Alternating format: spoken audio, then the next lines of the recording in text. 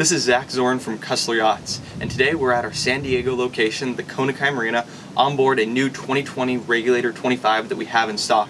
For those unfamiliar with Regulator Marine, Regulator is out in North Carolina. They've been building boats since the late 80s, and they offer center consoles from 23 all the way up to 41 feet.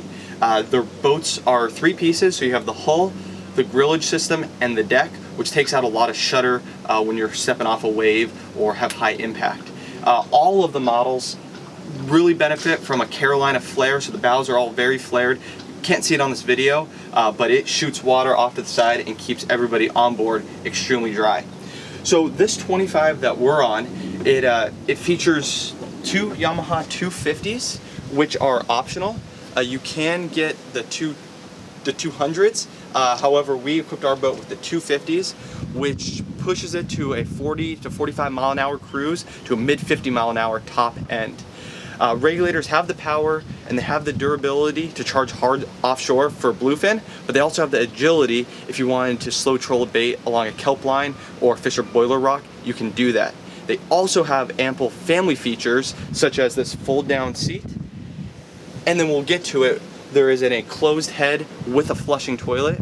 That just allows for the entire family to enjoy the boat, and it makes it more enjoyable heading off to the islands or just cruising the bays for an afternoon. As you can see, the 25 has a lot of space. The boat is 30 feet overall. Regulator measures their length from tip to the end of the transom here, so that is 25 feet plus the Armstrong bracket and engine, so that's not included in the 25-foot measurement. Every Regulator center console benefits from an Armstrong bracket, which helps push the engines back and also gives better fuel economy, better performance, and a nice spot if you want to put a kill bag or hang out on. There's a tuna door here that's located in the aft starboard corner. The top flips up, and then the door swings out. So you can use it for entering in and out of the water, or my personal favorite, dragging a 200-pound bluefin through the door onto the deck. There's a shower here and other little creature comforts. This has the upgraded seating area, which has flip-down bolsters here that help support if you want to stand, and also flips down for when you're seated. Underneath is tackle storage flanking both sides. And then the stern here is additional tackle storage. Cup holders, rocket launchers. For 2020, they went with a new three-piece console that uses three windows here that really protects you from the elements when you're running the boat. It's got a vent here so you can get some airflow in and out. But this is standard now on all 2020 models and moving forward. I think it's a really nice look, but it's also extremely functional.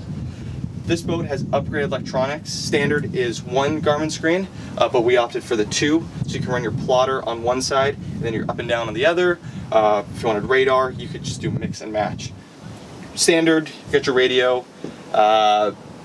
VHF, anchor controls. So this boat does have an anchor and a windlass. That's optional. You can't see it, but it's tucked there in the bow, and you have controls here at the helm and then also forward in the anchor locker.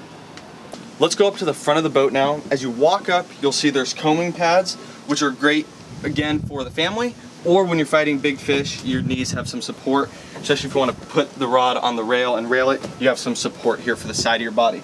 So moving up, very large kill box, or you could use it as dry storage. It is macerated, and there are rod holders running through it, so you can put some of your trollers, put them in here, and then lock it and leave those on the boat. Underneath all the seats is dry storage that you could use it again as a fish box if you plug the boat with yellowfin or something, or keep your life jackets and other gear in here as well. More storage under this seating, and then you have your access to your anchor and anchor locker through that hatch. Coming here is a forward seating area with a cooler underneath, so this flips up, and these armrests also flip up too. This is a nice area for when it's not super rough and you're headed offshore. You have a couple guys sit here, or as you're just cruising around people can just be lounging right here. Regulators do have removable backrests that could go in the forward seating, turn this into a lounging area. And then where you saw the fish box, you can get a table that drops down and makes this one large platform, or raises up and becomes a table. So there's ample options here. So let's come back this way, and I will take you into the head. As mentioned earlier, the Regulator benefits from having a full stand-up head and flushing toilet. There's also easy access points that I'll hop in and show so you can get behind to all your electronics, which I think is really important, especially if you plan on doing any work to the boat yourself. I don't want to do any add-ons.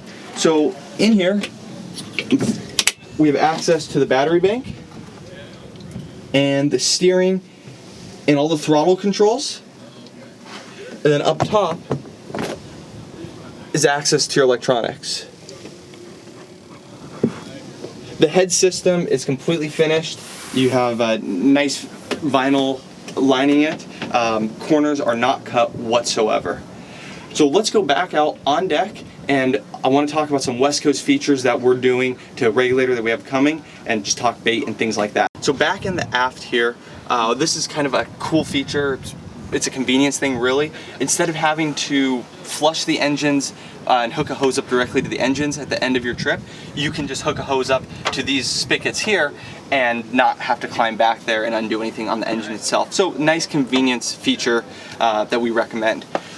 Opening up the lazarette, you have access to your bilge, your bait pumps, your fuel filters, kind of all of your critical components and tubing is all located here. And then of course we went with the optional bucket holder with custom Yeti buckets. For the West Coast guys, the bait tank here is 50 gallons. Holds sardine well, mackerel, kind of whatever you need for a day of offshore fishing you can do in this transom tank. It used to be a smaller tank and had a fish box on one side and live well on the other, but recently Regulator has extended it. This entire transom here is a live well, which for us West Coast guys is really important. Speaking of bait, I have a 34 Regulator that's being delivered in a couple weeks that's going to be going down to Mexico, fishing the whole tournament circuit, and we're doing a slammer in deck, we're doing tuna tube inserts in the bait tanks.